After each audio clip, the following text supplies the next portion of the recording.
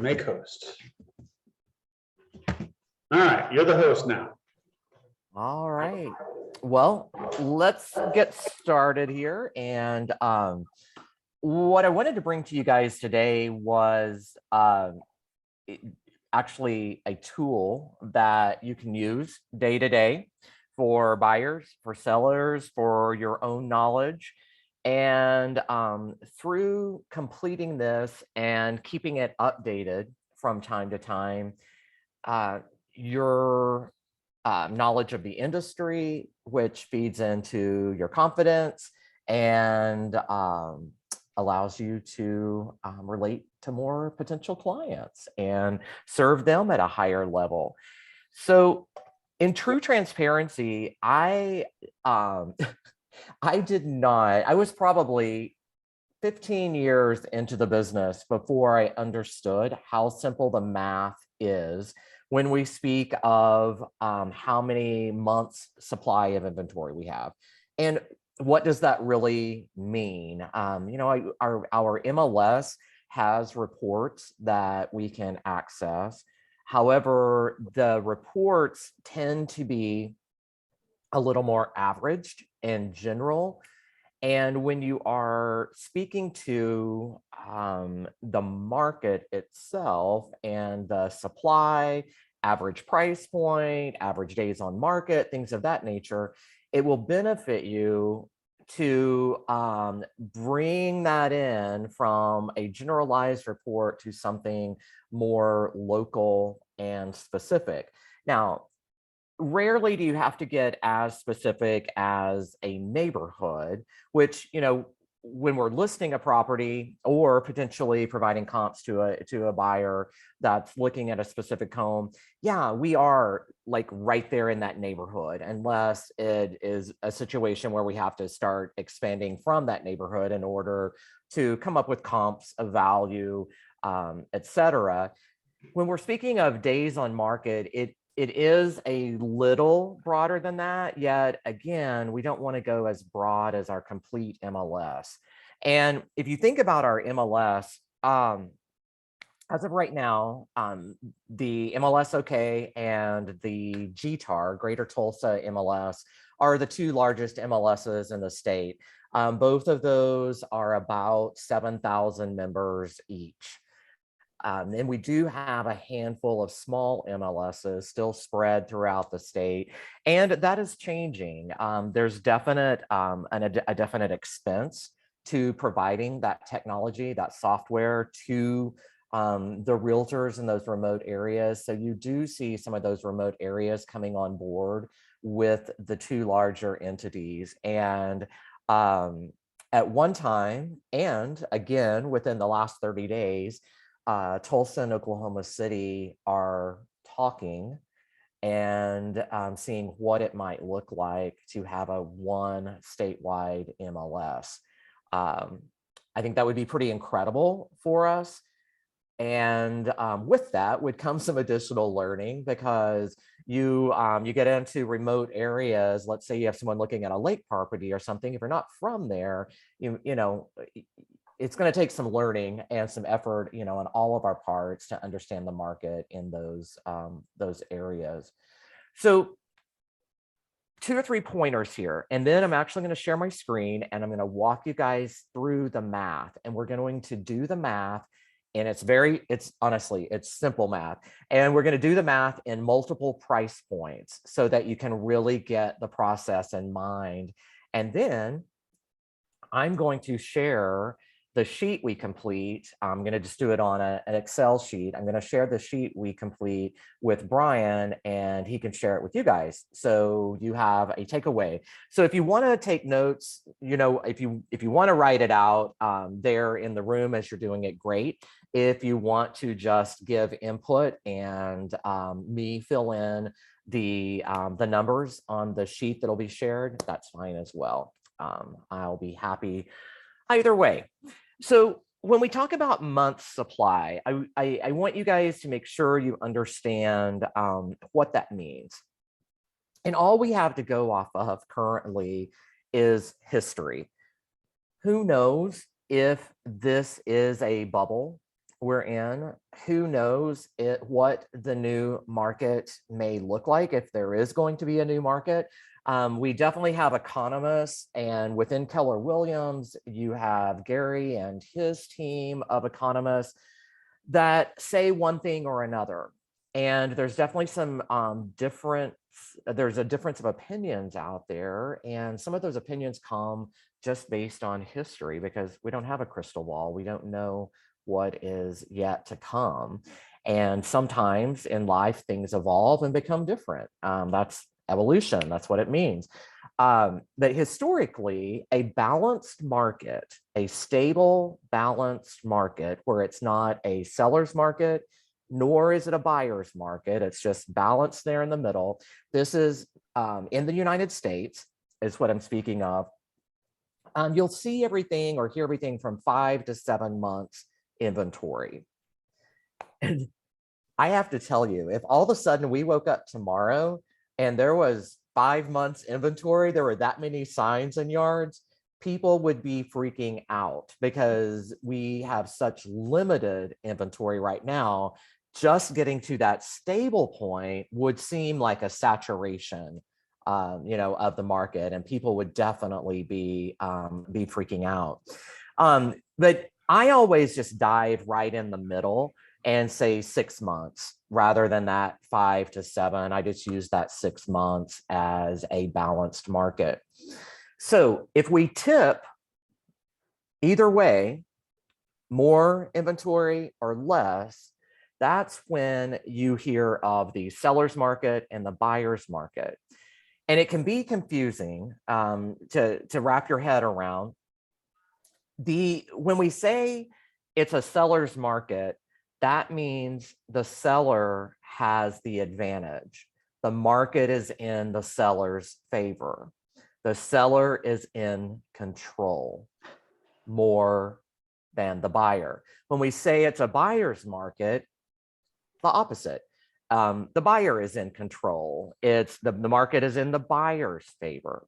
So this is where I'm going to ask you guys to participate.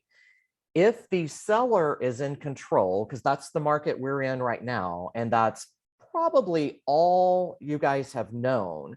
Now, based on your age, and when you have bought or sold properties, you may have experienced something a little different in the past, but as licensed realtors, you probably have only been in the type of market we're in right now, which is a seller's market. And I say that because Leroy, cannot remember how long you've been licensed, and I know you were licensed in a different state. So I don't know if you have experienced something different. So if the market's in the favor of the seller, what might happen? What might we see? What might we experience? Multiple offers. Okay, yes, very much so. No repairs. No repairs. Okay, and then I heard someone else say something. We said the same thing. Okay. I could teach this class. Just kidding. Okay. And when we say no repairs, could we also say that in another form also, that the seller is less likely to be negotiable, just all encompassing, use that less likely to be negotiable term. And the seller also might not have to do as much to make their home market ready or to stand out, because there's not as much competition to stand out from, right? And so when we flip to the buyer's market, all of it again is just the opposite. The buyer has the upper hand. So the seller, the buyer may get a better deal. And in that better deal means that the buyer may get closing costs paid. They might not have to pay list price. Maybe they can get more repairs made on their behalf. They may not have to be as strategic about the loan type that they're approved for. So Again, seller's market's in favor of the seller, buyer's market, it's in favor of the buyer. So when we're at that stable and we become less inventory, that's when it's the seller's market because there's less competition for the seller. When we have more than 6 months inventory, that's when we start growing into that buyer's market because there's more homes on the market than there are buyers. So the buyer has the upper hand. Just a little fun piece of info. Brian, how long have you been licensed? Since '06, so 15 years. Okay, so you survived the 2010-ish bust and recession years. I like to throw this out because this could blow your mind. There was a time around that 2010-ish, because different parts of the United States were experiencing that recession at different times. There was a time that even sellers, we called them reverse offers. Sellers, if they had a showing, that was the key. They would make an offer to the buyer. Like they would write it up. Like, here's my bottom dollar, please buy my home. And they would like send it to the buyer's realtor. It was called a reverse offer because there was more inventory. I know, I see you guys shaking your head and you're like, what? That sounds crazy. So yes, the market, it can be a little wonky like that at times. Definitely not what we're experiencing today. All right. So again, I'm going to share. Brian has given me sharing capabilities here. And let me get over to MLS. And so I've just logged in to the residential page. And what I'm going to do here, because we're going to do this based on Norman schools. And the reason I say schools is because if you think about, as you get into our outlying suburbs, we have a lot of utility company crossovers. We have a lot of mailing address crossovers and school district crossovers. So just to give you guys the most info possible, we're going to say Norman School District. And I know completely, Norman functions very much like Moore School District and even Edmond School District. They're very wide from east to west school districts.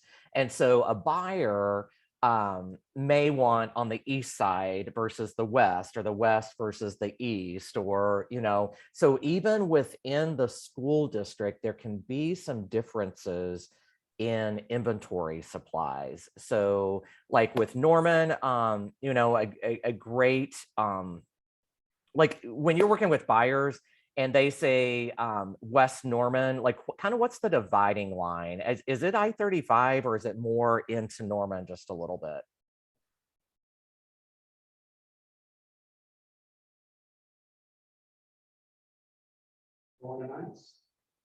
Huh? Well, like if someone's Norman, but I would consider the 35 as kind of the divider. okay. I'm not resident, so. In general, the concept is west of I-35 is called the west side. And that is, west of I-35 is way more desirable than the rest of it. Unless we're talking, you'll have core Norman people that love to be, or campus people that love to be around campus. Right. In general, the west side is more desirable. Okay. I know there's a lot of Norman that's east of I-35 because of the floodplain and the river valley there. And so I do know, like, once you get into more, I-35 really does split it pretty equally of east and west. And as you get into Edmond, it would be more what I call Broadway, or the 235 that splits it. But we're going to look at Norman as a whole, and let me see what price range. Okay, I'm going to start off with 100,000 to 149,999. Whoops. That's not going here. We're going to have to do it this way. You better uncheck that. Right, exactly. 100,000 to 149,999. All right. So in Norman School District right now, active, which is the supply, you've heard of supply and demand. The supply is what's active, what is on the market. So we have 9, let me get a piece of scrap paper here. We have 9 that are active. And what we're wanting to look at on the demand, the number of buyers that we have, we want to do a 30-day average. So when I switch to sold, you can see this is 90 days. We have 65 that have sold in the last 90 days. And so if we divide that by 3, we're roughly going to have 22 properties as a 30-day sold average. I just took the 90 divided by 3 to get me a 30-day average. So the demand is 22. And we have 9 on the market. So the math here is taking 9 divided by 22, and we have a 0.41. So I don't even have a full month's inventory. I have a 0.41 inventory. So if we rounded that, we've got somewhere between a week and 2 weeks inventory there in Norman. Now, how I'm going to transfer this to the spreadsheet. Here's my price range. I have 9 active on the market, and I have an average of 22 that sold in the last 30 days, and our on hand is 0.41. Now, the pending is just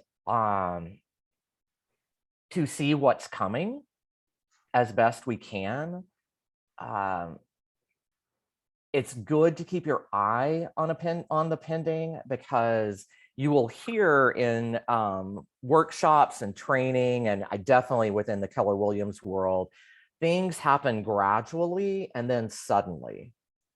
And even if you think back in just events in your own life, sometimes we're surprised by an event that takes place. Let's say even in a personal event, a relationship split up. Like, it just felt like overnight sometimes. And then when we look back in time, we can go, oh, there were signs, there were signals like along the way. Sometimes we're well aware of those signs along the way. But in the times where we're surprised, sometimes we don't see what's coming.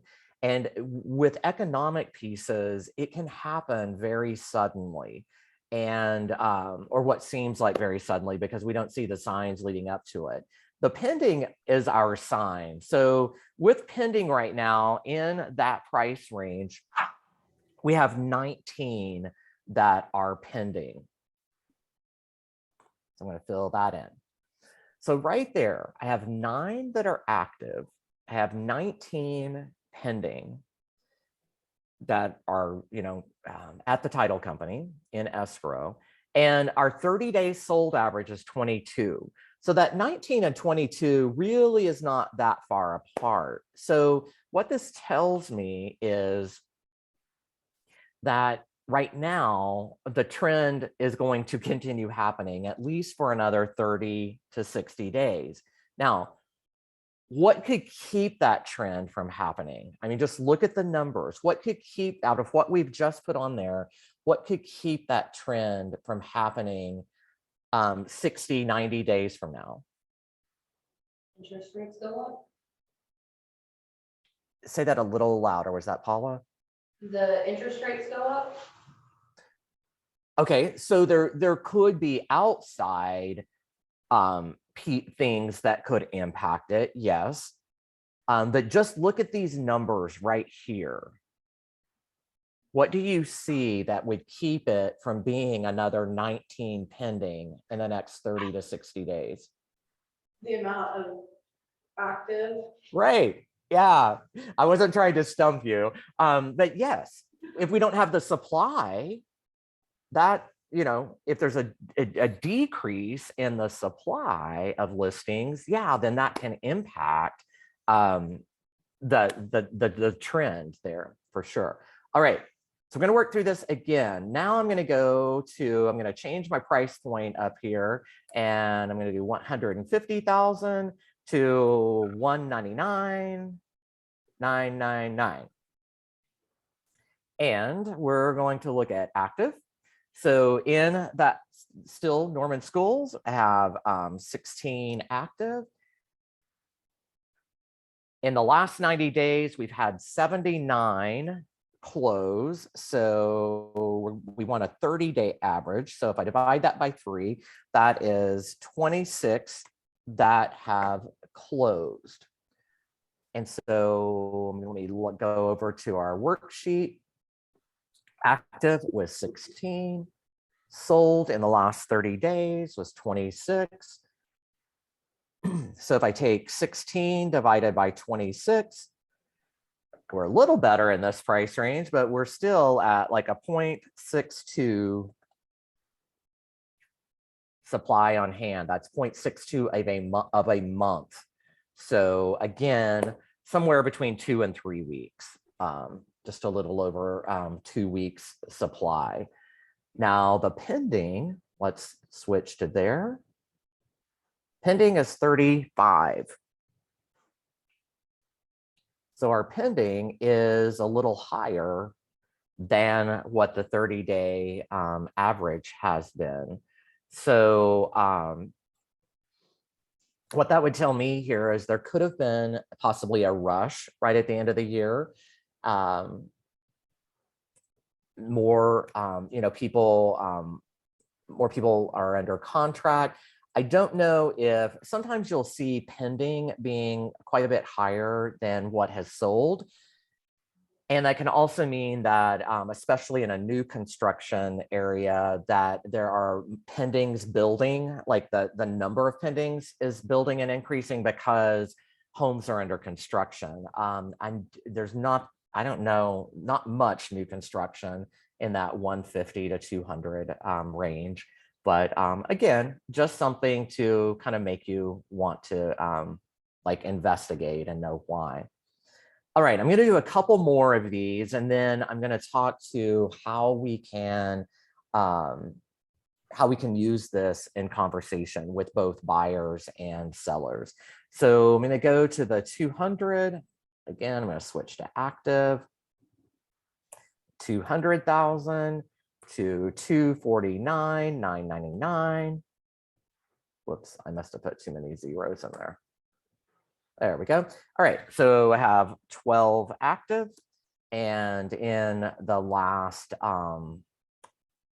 90 days, 94. If I divide that by 3 to get a 30-day average, that's going to be right around 31. Come over here and put that in on our spreadsheet. Had 12 active, 31 as a 30-day average of sold. Wow, we're really limited right here. If I take 12 divided by 31, that's 0.39. So still just a little over maybe a week's supply there. The pending and that price point, and this is where we could get into some new construction sitting there being built. We have 36 that are pending, which is just telling us there's still, a great demand there. All right, I'm going to go up to the 250 to 300.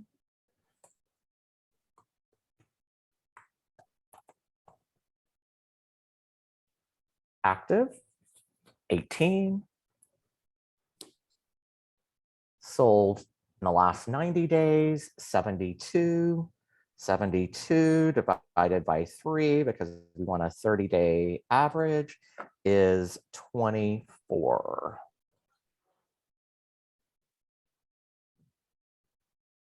How many did we were active? 18. Okay.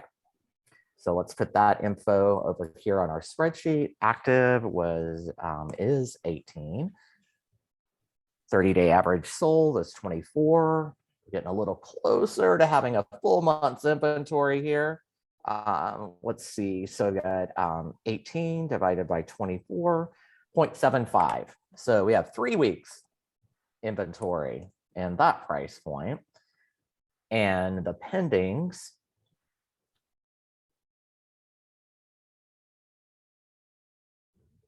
is 41.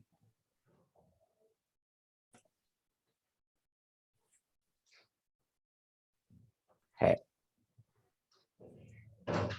Any questions just yet?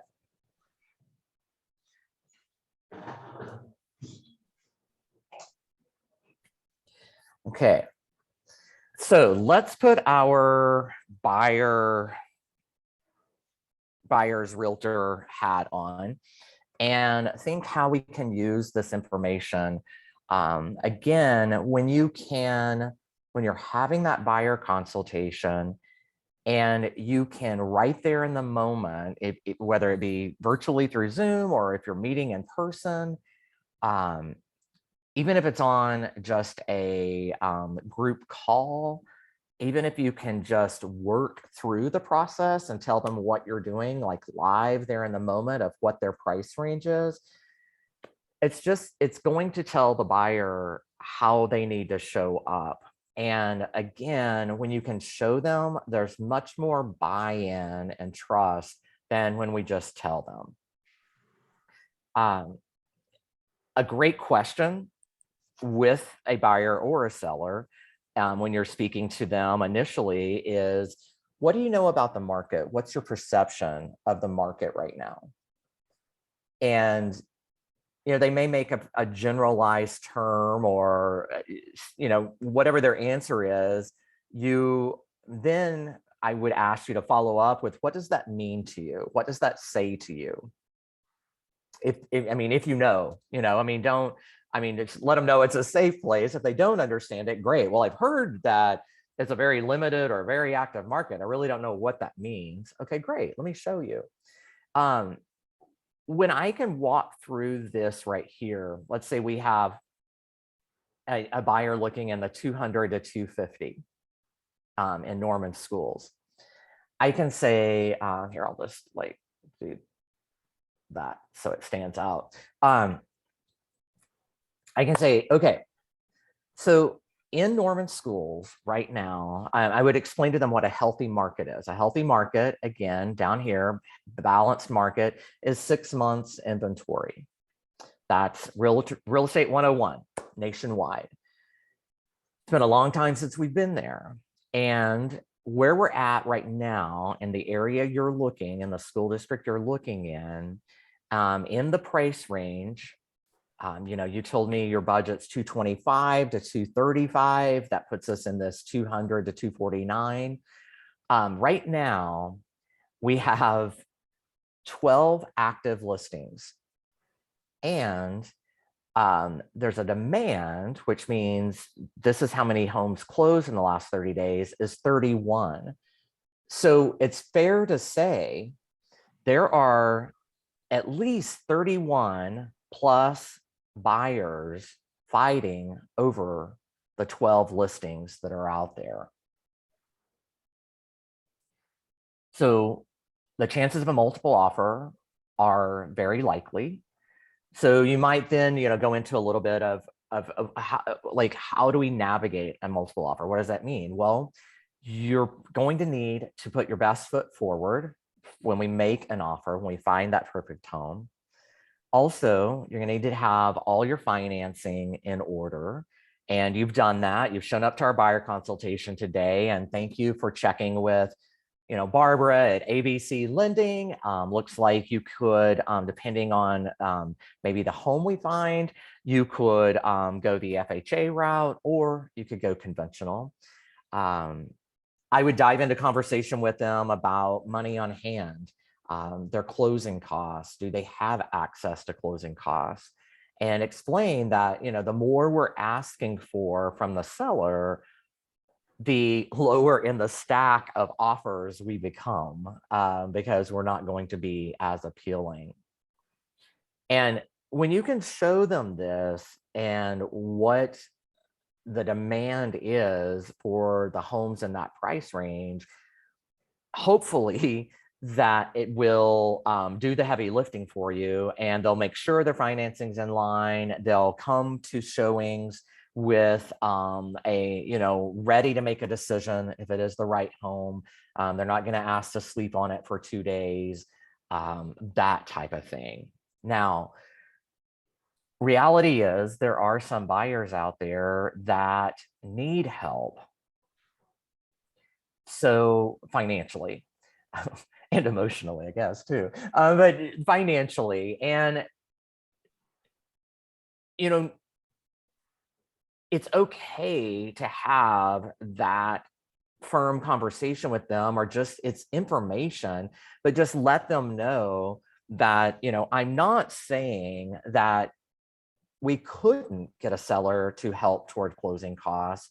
It's all just going to depend on timing of when we get to that home to see it, when we get the offer in, are there other multiple offers, etc. And I learned in my career to never say never, like, oh, this is never going to appraise, or, oh, this is never going to happen, because the minute you say that, it will. I helped a referral from a friend just recently. We closed the week of Christmas on a home. Now, the home was a little overpriced, but still the seller thought it was, and the realtor thought it should be at that price. We got a $300,000 listing for $280,000. Now, it was as is, but that happened, the week of Christmas. I never thought in a million years that would happen. It just all was dependent on no one else had submitted an offer. I think there was, the seller is one of those that stayed home during showings. I think there was a military connection there because of the buyer's family. I think there were some pieces, some emotions got into play there where that seller took that offer, but it can happen, definitely. So that's the conversation, I would have with a buyer about the market. Now, flipping to the seller side, choose your words wisely, because, you still want a seller cooperating with showings, having realistic expectations around pricing, around condition. You still, there are pieces you still want the seller on board with. I still encourage, you guys do your professional photos, make the property shine from, moment one. And always keep in mind the first showings are always online, and then the second showings are in person. So you definitely want to get those in-person showings. So again, though, it's okay. The way I would use this information on a $200,000 to $250,000 seller, let's say that seller was wanting to, okay, here's a great example. Let's say that seller was wanting to push the limits and go for $260,000. And we thought maybe appraisals were a little questionable at that. Because, we might can get an offer, but will it close? Will it play out? So a conversation I could have with that seller, I could say, Mr. Seller, I really would like to get to that 249 price point. I think that is still pushing the limit. It's getting us to the top of your neighborhood. And also it's positioning us in a price point with lower inventory. Would you rather be here with a week, 10 days inventory, or would you rather be here with 3 weeks inventory? Where would your home most likely sell in a faster amount of time. Well, here with the week to 10 days inventory versus the 3 weeks, 0.75. I also, Chuck, just to kind of interject, I also tell them, we got to price it right or close to right at the very least. Because in this market, a buyer looks at a house that's been on the market for probably 2 weeks or if it makes it 45 days and they're like, what's wrong with that house? They're desperate. We're gonna lowball that. I mean, that's part of the conversation I have with potential sellers that want to quote unquote push the market and overprice it is you can overprice it too much. You can push the envelope too much and end up hurting yourself. Mhm. And this buyers assume something's wrong with the house if it's been on the market for 45 days. If it's been makes it to 30 days, they're assuming something's wrong. 100% valid. In this market, if a home's been on the, like you said, the home's been on the market 3 weeks and it's not pending, people are questioning it. In a regular market, maybe 90 days on the market and they're questioning it. But like right now, if it's been on the market more than a couple of weeks, people start questioning. The cool thing here too is, what a seller typically feels inconvenienced. We're asking them to not live in their home because they're selling it, and so they're not as comfortably living in it. They have to keep it picked up. They have to make the beds, all of that good stuff. So, Mr. Seller, when we can still condition, price are in alignment, and we price it accurately, even pushing the limits a little bit, pricing it accurately, you're going to be inconvenienced a day to a day and a half. Like it's go to the in-laws for a Saturday, and by the time you come home on Sunday afternoon, I'll have multiple offers to present to you more than likely.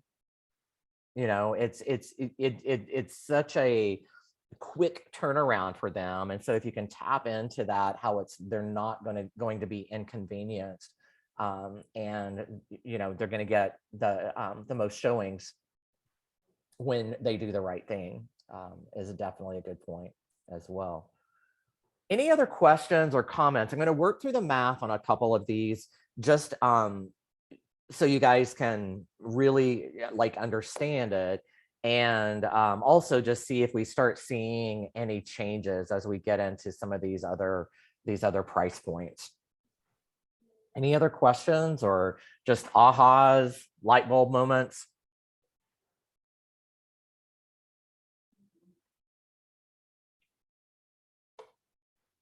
No? All righty. Okay, let's look at the 300 to 349,999. All right. So active, we have 15. And sold in the last 90 days, 49. So 49 divided by 3, we need I'm sorry, that was 16 that closed. So guys, we're finally to a round number here almost. So 15 active, 16 closed on the average in the last 30 days. And so I'm going to just round that and say 1 month inventory there, which is great to see. And pending 21. So if we're needing 16 a month and 21 are pending, again, the bottom hasn't fallen out of anything there. We're definitely a little more stable. This is probably a pace that this price range could maintain, unlike what we looked at up here in the very first price range, where we don't even have enough active to support the demand. So that one is leveling out just a little, leveling out to 1 month inventory for what that's worth. All right, let's look at this one at 350. to 399, 999. Active, 10. And then our, let's just say 33. No, I'm sorry, 13, not 33. We had 38 in the last 90 days divided by 3. Yes, that would be 13. So we're pretty level there. Pending, 14. Yeah, those are in alignment there. So 10 active, 14 pending, 13 sold in the last 30 days. Again, that's going to be just a little less. Let me see what that rounds to.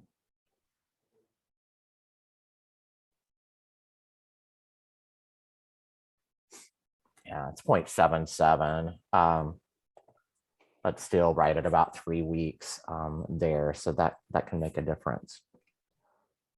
So just for kicks, I'm going to go all the way to the extreme of our spreadsheet here. And I'm going to do 1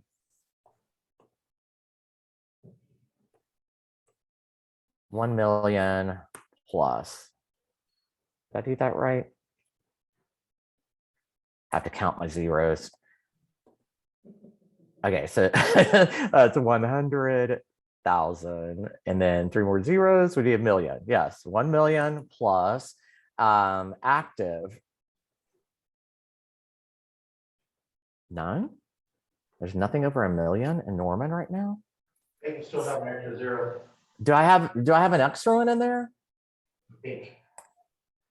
Okay, there's 100,000.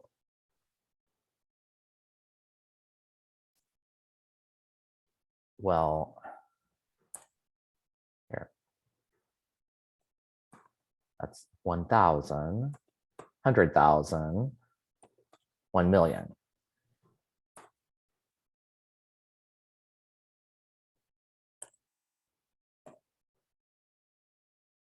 Okay, I know there is $1 million listing in Norman schools because Grady in your office has 1 or 2. What, someone said something? It's under contract. Oh, it is? Okay, well, let's click on pending here and just see.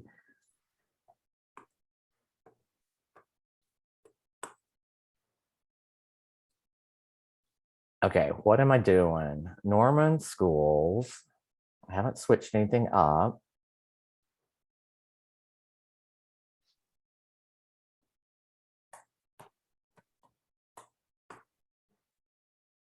All right.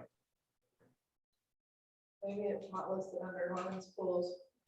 Maybe not. Maybe that falls into more. Gosh, it's south of Indian Hills though. Okay, so let's do let's do 900 and we'll play here with that. Or so active, we have 4. Tap into the luxury market here. Sold in the last 90 days, 5. So if we divide that by 3, that's roughly like 1.5 that's needed. That's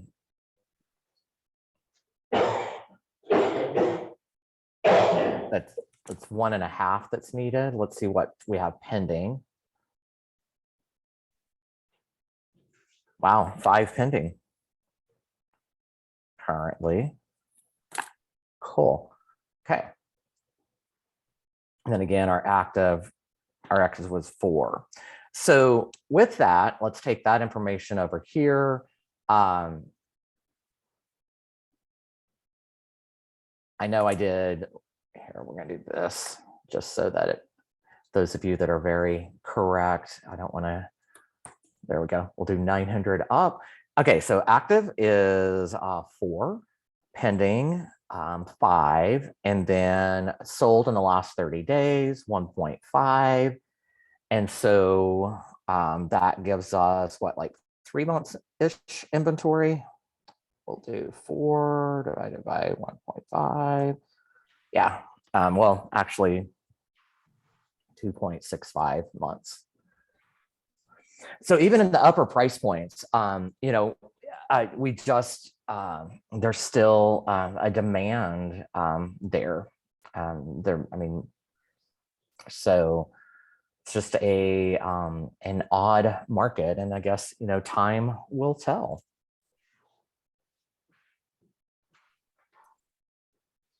Do you guys have any specific questions on like an area that, I mean, that you currently have a buyer looking, or a potential listing coming on?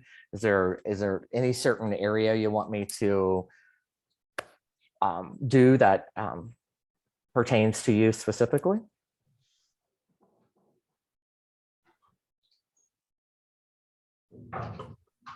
All right. Well, Mr. Braun.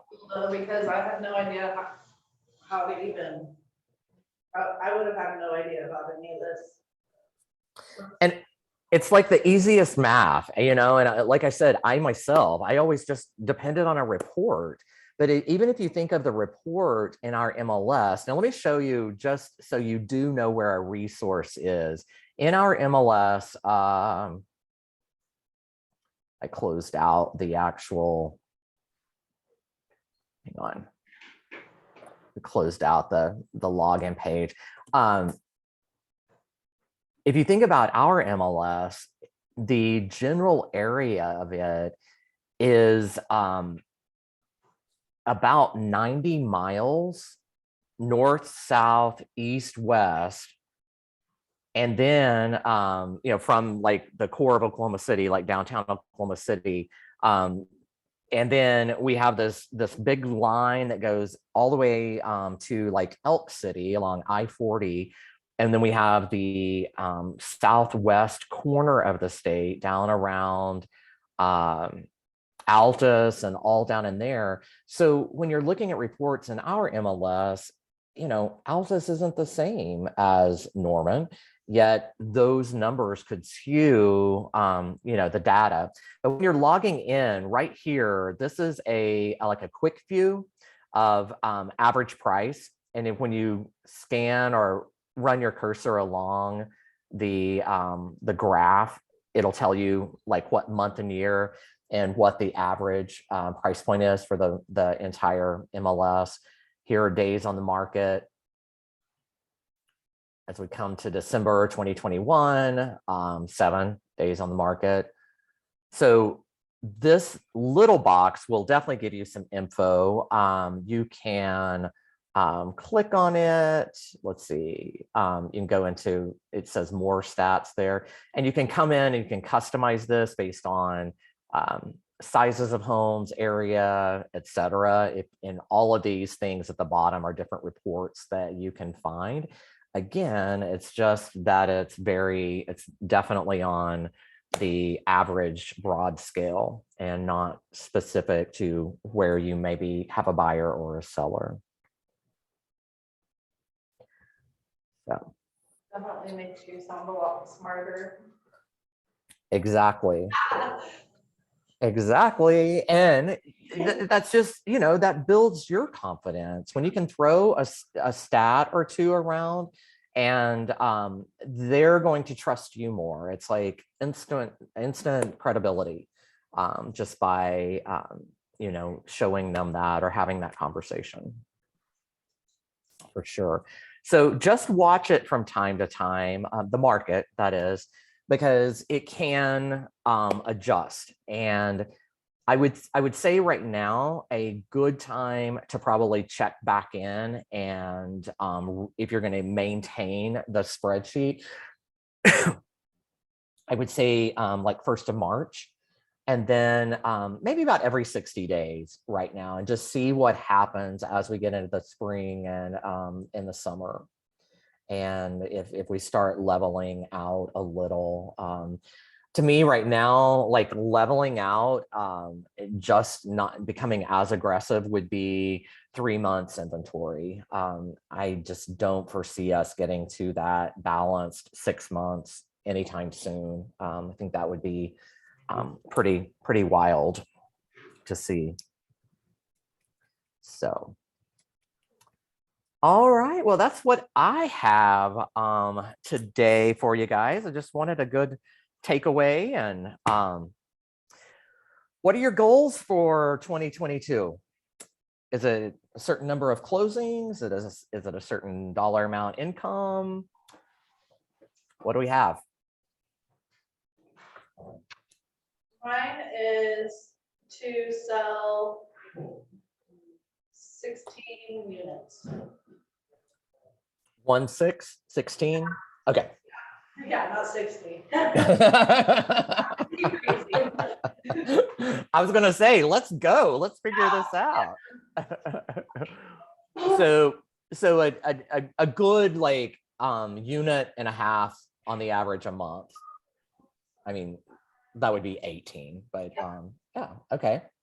I should probably do 18 because I should probably revisit that.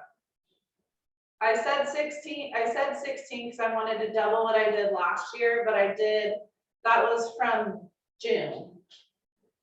And June to December, I did 8 from June to December. And so Okay. once I realized, well, that wasn't a whole year, I was like, I probably should up it a little bit, but Okay. I don't know. Awesome. I say go for the solid 1 a month or 1.5 a month. Yeah, 18. You can do that. 18. What about you, Paula? I need to look, but I know that I would at least like to do 2 a month. So I'm gonna say 24 without having it in front of me. But obviously I need to revisit my goal sheet if I can't think of it off the top of my head. You told me Well, three in this first quarter. 3 in the quarter? 3 in this first quarter, which again, keep in mind that Is the that first closer to quarter. the 18 or 16? No, 3 we- quarter? Now, keep in mind, again, we had this discussion, the first quarter and the last quarter are typically, Oh, that's right. The It's slower- gonna be skewed a little bit. so it's gonna be skewed, it's gonna be bell curve, so, My Yeah. so 3 in average, the first quarter could still get you on track for 24, if that's what your goal is. so my average is I do the most in the last quarter, always, every year. Okay, And I do the least over the summer. So. And it's probably just based on how I work.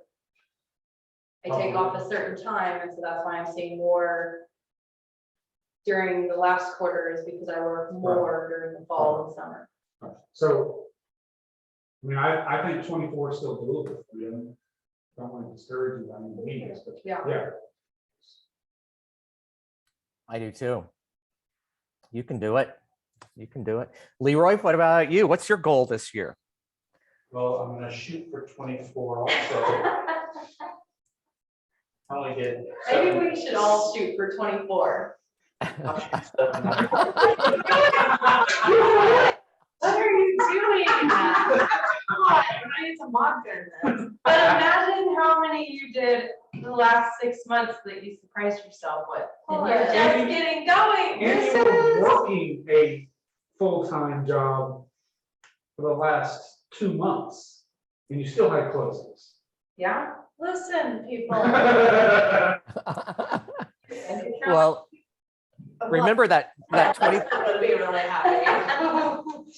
and that 24 to 25 closings is that 5 conversations a day. So Okay, so that's another thing I want to do, well, and I'm taking a goal setting class on Saturday, that's like an all day thing, I don't even know what that entails, but I'm going to it. Oh, the quantum leap. Yeah, I don't even know what that is, but I'm going, it's an all day thing and I'm gonna be doing it, but I think you did a class when I was working my full-time job for the few months. And, but you did a class where like you did all the math, where it's like, this is how much you wanna make, and this is like, there's like a whole worksheet, so I wanna do that. Okay, So will you put me on that worksheet, or show me where it is? yeah. Okay. and just help me do that. Yeah, Brian should have the packet that we used for Yes. that workshop. So yeah, get him to go over that with you. And yeah. All right, guys. Well, I have to hop on a leadership Zoom with the locker room. So you guys, welcome back. Glad to see everyone. And I guess we're missing Eddie today. Get him back in there. And I will see you guys next week. Okay, Bye. thank you. Have a good All week. right. Bye.